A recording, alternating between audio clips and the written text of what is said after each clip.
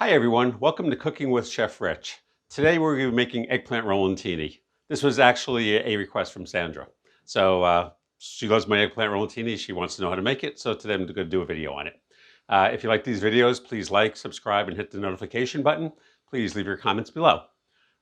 Let's jump right in. There's two or three different parts to making eggplant rollatini.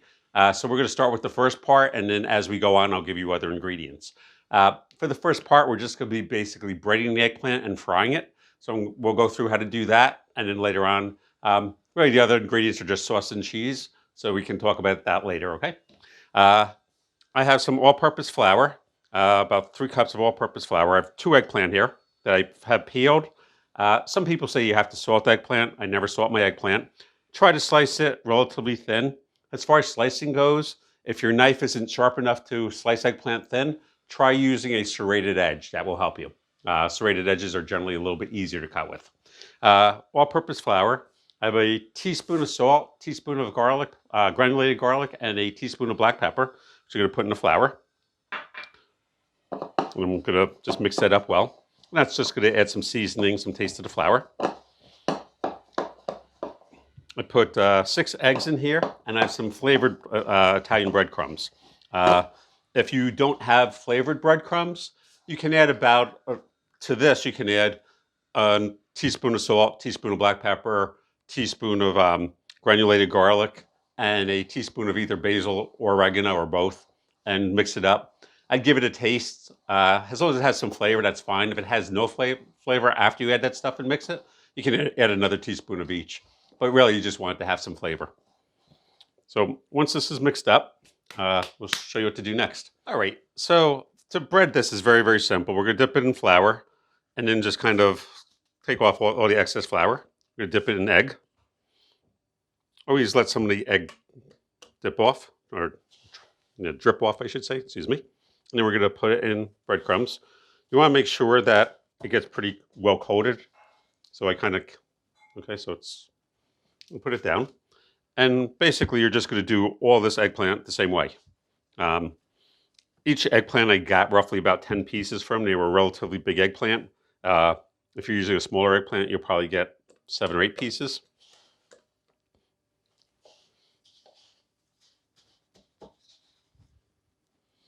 And basically, we're just going to do this for all the eggplant. So I'll see you when it's done. Hi, everyone back. So I have my eggplant all breaded. In here, I have probably about 3/4 to an inch of oil. It's just vegetable oil. You want to get it to about 350, 375 degrees. And we're just going to fry it until it's GB&D, golden brown and delicious. One of the things that I do, just so you know, is I'll take a little bit of breadcrumbs. I drop it in the oil, and if it sizzles like that, the oil's hot. That's one of the ways you can tell. If you don't, like I don't use a thermometer, I just drop some breadcrumbs in, and if it sizzles, we're good. You want to kind of fill up your pan. So over here, I have a sheet pan. I actually have about 3 layers of paper towel. I know it's kind of a waste of the paper towel, but it absorbs all the grease. You'll notice over here, like it's starting to turn brown. So that's actually ready. These 2 I put in second, so I'll let those go for another couple seconds.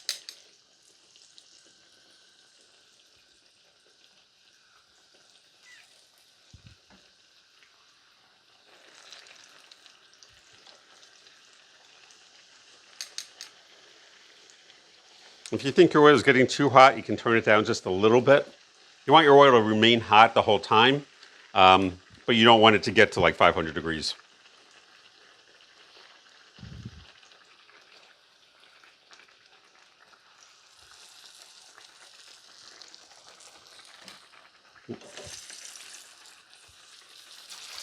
So you do want to try to drain the oil.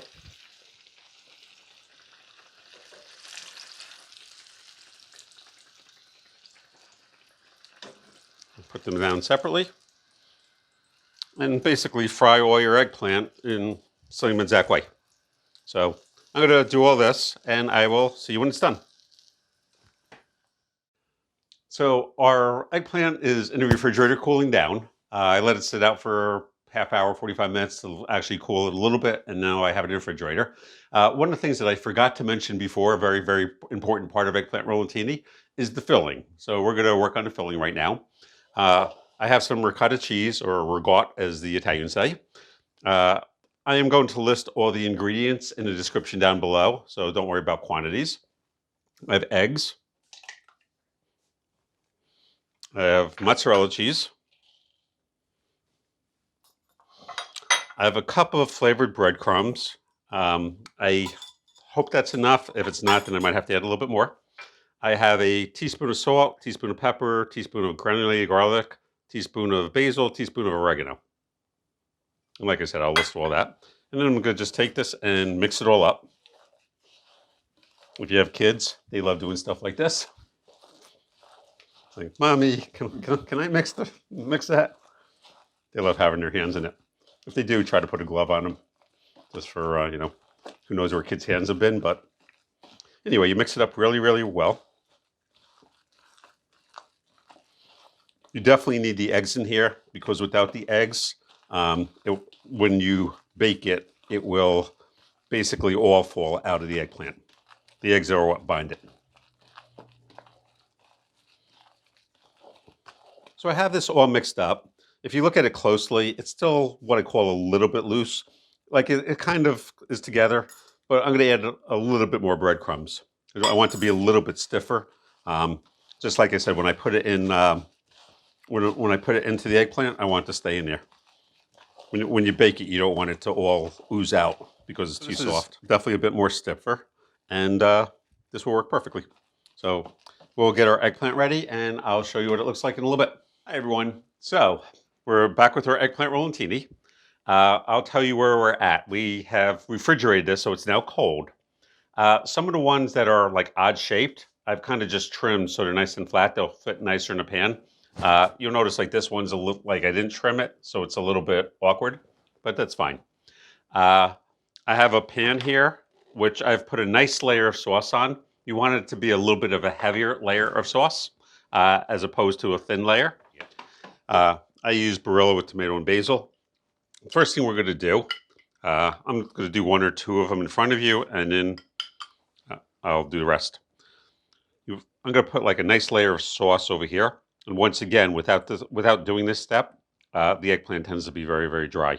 By doing this, it just makes it delicious. Put this a little bit more. The next thing that we're going to do is we have our mix. I'm just going to roll that up. If you have a piping bag, and you can put this inside a piping bag, I always go with like the thinner end, and I just put it down generally right about there, like it's thinner over here. So when I roll it, it's going to be like a beautiful eggplant roll. Now I'll go right there.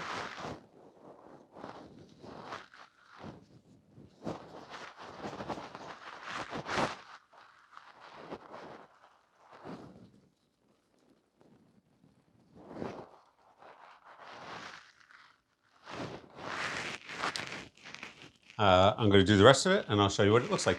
See you soon. So here it is, 4 hours later. So now that our eggplant rollatini, it's all rolled and in the pan, what we're going to do, we're going to put a little more sauce on it. And once again, you want to be generous with the sauce. That way your eggplant won't be dry. Outsides of the eggplant without sauce, so it kind of looks like just a nice layer of sauce right in the middle.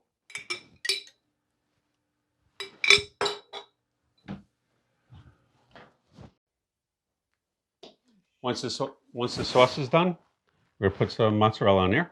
Nice layer right in the middle.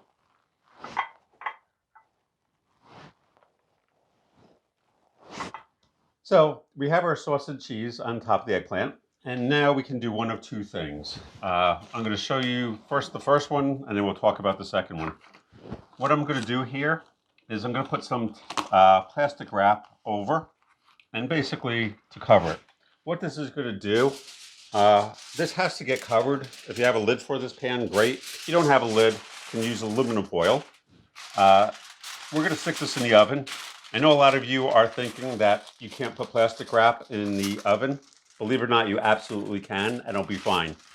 As long as you don't push it down, what's going to happen is the plastic wrap is going to keep it from sticking to the aluminum foil, and that way when it comes out, you're just going to be able to lift it off, and the cheese isn't going to go with it. Without the plastic wrap, it really has to be domed a lot, because what happens is the cheese will stick to the aluminum foil, and you lift up the foil, and all the cheese comes with it.